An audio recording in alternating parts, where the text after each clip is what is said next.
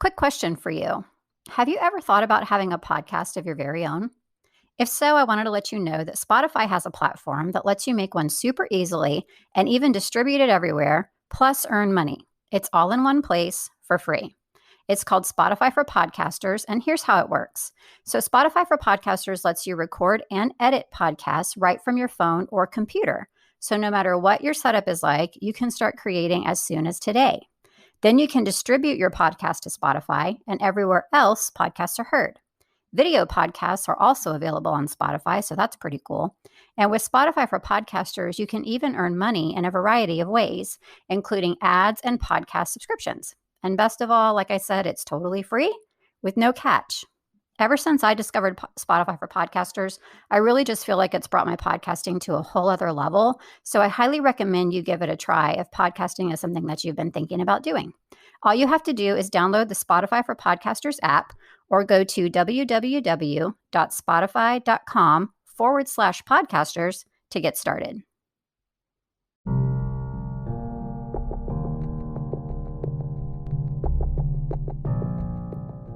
Hey there, I'm Julie, and this is the Married to Addiction podcast. If you're here, then you're probably what I call my secret sister. We're in a situation we never asked to be in and fighting a battle we never wanted to fight. We're faith-filled women who are married to an alcoholic, and it affects every inch of our lives. If that sounds like you, then this is a safe place for you to land. Married to Addiction is a faith-based podcast where I help you find the tools and strength you need to navigate your husband's addiction without losing yourself in the process. So please subscribe and tune in as often as you can, because your husband's recovery is important, but so is yours.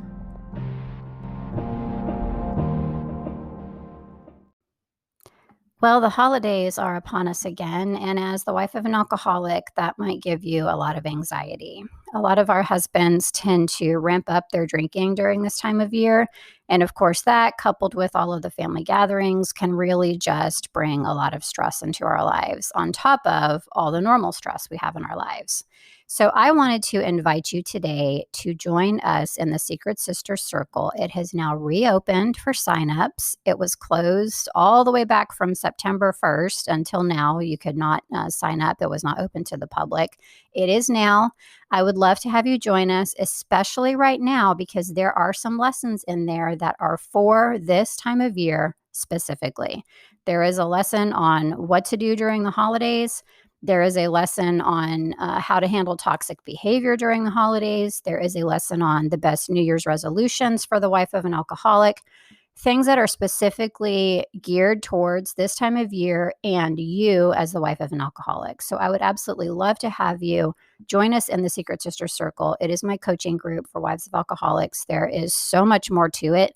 If you don't know about it yet, or you don't really remember much about it, please head to my website, marriedtoaddiction.com, and click on the programs drop down. You will see the Secret Sister Circle there. You can learn a whole lot more about it. Hear or read some testimonials, and please then prayerfully consider joining us, especially as we come into the holidays, because I think it could make a big difference for you. I hope to see you there. Hello, and welcome to episode 86 of the Married to Addiction podcast. Today's episode is called The Struggles of This Season. So at time of recording right now, we are right in the middle of the holiday season. So I wanted to record an episode mostly to tell you that I see you. I remember experiencing deep sorrow at Christmas time when my husband was addicted, because it seemed like it was kind of like a no holds barred season in so many ways. But as a Christian, I knew that I should be focused on the blessing that Christmas represents. But my heart totally wasn't on board. So today I want to talk about how you can still actually find some joy in this season, even if your husband is totally off the rails. The first tip I have for you, let go. We talk about this so much on this podcast, but this time of year is a great time to really practice untying, also known as detaching. Let go of the expectations of what you think your husband should be doing. Staying tied to those expectations isn't healthy any time of year, but it can surely ruin your holidays. The good thing is that there's a lot of distractions right now to keep us occupied: shopping, wrapping, holiday events, all of the things. You can find a multitude of things to occupy your time and even your heart and your mind other than your husband's drinking. So I really encourage you to practice that for the remainder of this month, which is also the remainder of this year, because I bet you'll find that it brings you so much peace and freedom that you'll keep it going even after that. Secondly, I want you to really take some time to consider the lessons from the Christmas story. I want to talk about one in particular right now. So, we all know the Christmas story, but what can we apply from that particular story to our situation as the wife of an alcoholic? I think the biggest lesson from it that pertains to us is that sometimes the journey isn't easy.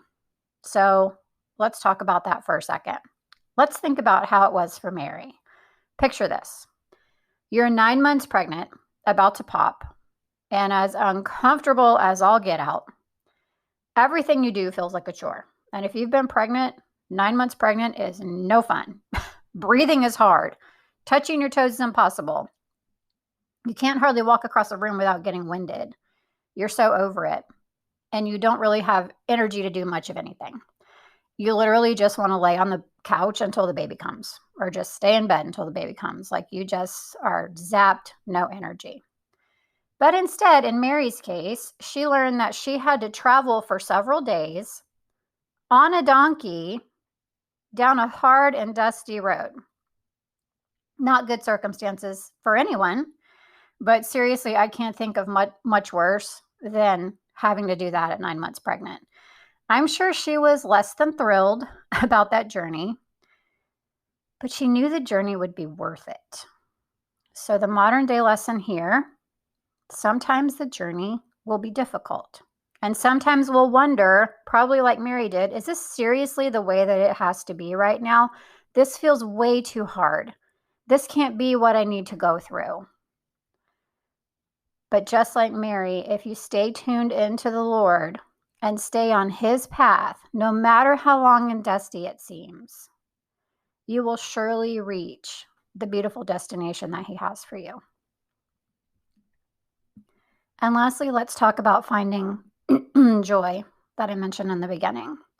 Now, I know that this one might sound hard at the onset. As the wife of an alcoholic, there's not a lot of joy to be found in general. But stay with me here for a second. Because, first of all, there's joy to be found all around us this holiday season. And we miss a lot of that because of our circumstance. So what's the key to being able to experience that even now, even while we're going through this very difficult thing? I think the first thing that we have to do is just be open to it. Open your heart to feeling some joy. It's okay to feel joy right now. Change your focus. Intentionally look for beauty in this season. It really is everywhere if you're open to it. So what I want to do is I want to give you a little bit of a holiday challenge. Now, this isn't going to be anything really hard or time consuming, because I know you've got enough on your plate right now. But what I want you to do is I really want you to focus on experiencing joy. And here's how you can practice that in your life. First step: create a note in your phone or a Google Doc or whatever is easiest for you, titled Christmas Joy. Second step: set a recurring reminder or an alarm for each day between now and the end of the month. And then every day between now and then, I want you to look for at least one thing to write in that notepad note or that document or wherever you're saving that. It can be something big. Maybe something really great happens this season. Maybe you get the gift you've always wanted, or you get to spend time with somebody that you haven't seen in a really long time.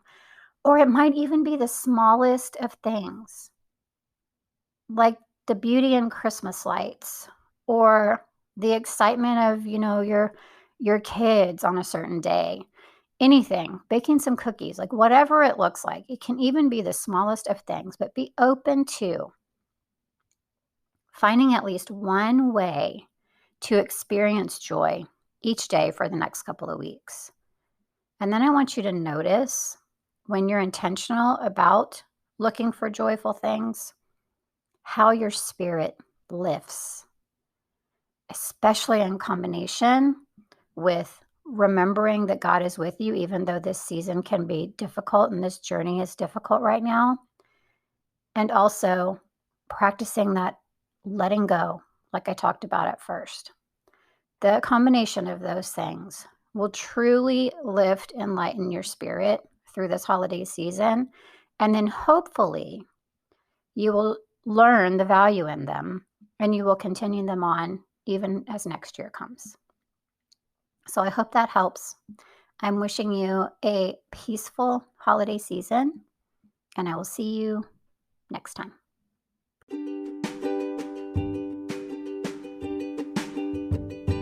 Hey, one more quick thing before I let you go today. Do you follow Married to Addiction on either Instagram or Facebook, or both?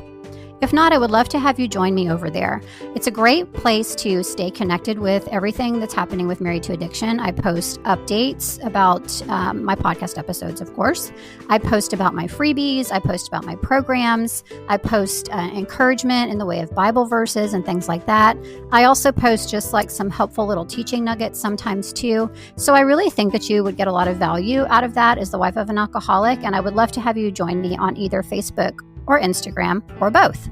You can find me at facebook.com/married to addiction or just at married to addiction on Instagram. I hope to see you there.